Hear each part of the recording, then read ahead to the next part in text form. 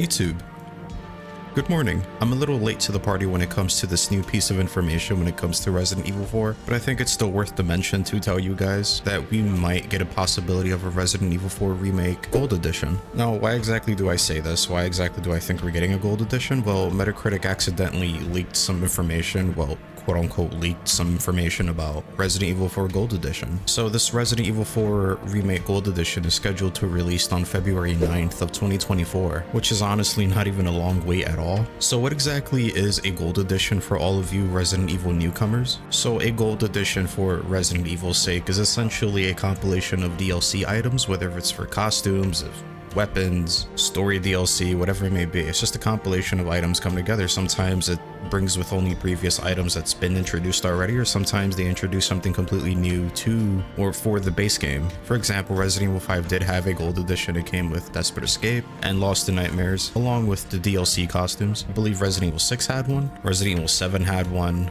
Resident Evil Village also had one too, which included Shadows of Rose DLC. Just think of it as the Super Edition that includes every single DLC that the game has to offer. So what exactly is there to look forward to in the Resident Evil 4 Remake Gold Edition? Well, obviously separate ways. The old Resident Evil 4 2005 soundtrack, the costumes, some of the DLC weapons, maybe more charms, pretty simple stuff, everything we pretty much know about already. But what I wanted to talk about is the potential stuff that we might get that's new, because believe it or not, there are some stuff that are still missing in Resident Evil 4. So number one is the PRL 412, which is essentially that laser beam cannon, hand cannon thing, whatever you may call it. It's a plaga remover laser essentially, which can essentially one hit any boss or enemy in the game of some sort. The cannon also has unlimited ammo, so it was pretty OP in the OG game, but I would still like to see it back. And for my number two, it's probably my most wanted, and that's Assignment Ada. Although I do doubt we are going to get anything Assignment Ada related, because we already had Separate Ways, but I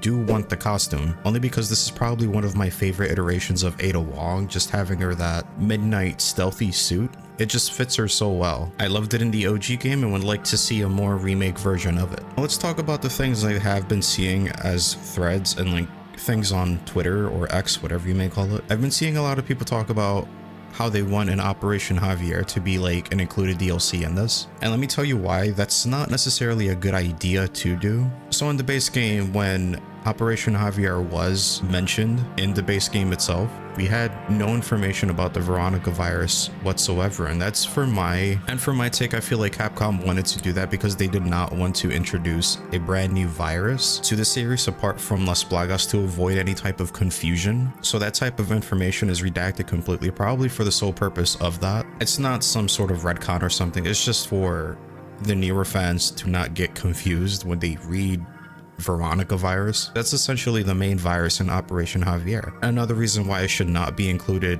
yet is because I want Code Veronica to include Operation Javier. I feel like Code Veronica is the more appropriate game to introduce something that has, well, the Veronica virus in it. Doesn't necessarily make sense for Resident Evil 4 Remake to have it. The only relations to that would be, well, because it has Leon and Krauser, but that's about it. That's the only relation it would have with Resident Evil 4. I feel like if Capcom were to release a Code Veronica remake and essentially have Operation Javier as a DLC, then it would make more sense. When people by the time will be familiarized with Leon and Krauser, obviously we played Resident Evil 4 Remake, and by the time we would all know what the Veronica virus is essentially and what it does. So I think that would be the more appropriate game to show that in. So yeah, for this Resident Evil 4 Remake Gold Edition, aside from Separate Ways, the costumes, the weapons we've already had so far, expect some new stuff as well. I wouldn't be surprised if we had something like a first-person mode, you know, more filters, maybe more of the original 2005 model costumes, kind of like what they did with Resident Evil 2 Remake, with bringing in the PS1 models as costumes, which was hella cool. I'm not gonna lie, I love that feature. But who knows, maybe we'll get more stuff. But either way, this is absolutely amazing. So let me know what you guys think. What do you think we're gonna get in the Resident Evil 4 Remake Gold Edition? Do you think we're gonna get something absolutely new that we haven't seen in the game yet, like the PRL 412 or Assignment Ada costumes, or maybe the mode itself? Who knows? Let me know down in the comments. But as always, I want you guys to have an amazing day. Stay safe, stay healthy, and I'll catch you guys in the next one. And until then, peace.